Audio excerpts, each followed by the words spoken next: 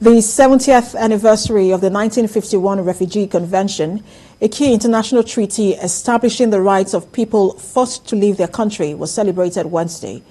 To commemorate the event, the UN Refugee Agency held a symposium in Lagos to discuss, address and recommend possible solutions to challenges affecting refugees in Nigeria.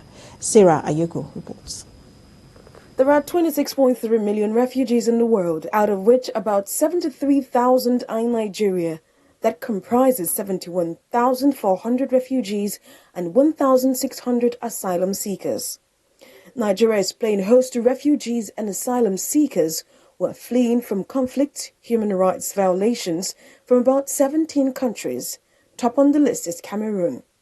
Of concern to many stakeholders is the political will of different governments to uphold the 70-year-old UN document from the 1951 Geneva Refugee Convention and relevance of the only document that obligates states to provide protection to refugees in the 21st century. Nigeria gets an applause from the UN Refugee Agency, guardian of the document, for its participation in sheltering refugees.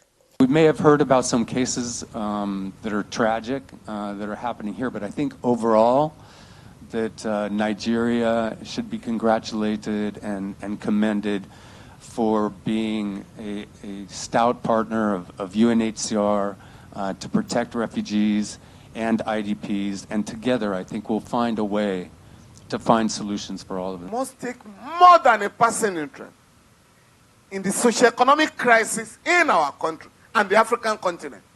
You have a situation where our governments are implementing neoliberal policies, dangerous policies, retrench workers, devalue your currency, withdraw subsidies from health, education, and the rest of them.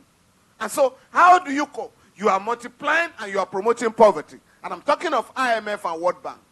For the only woman on the panel, Nigerian lawyers should be applauded for their struggle and fight for justice. She advocates that Nigeria needs a comprehensive action plan and data that will allow the humanitarian workers contextualize programs for various regions.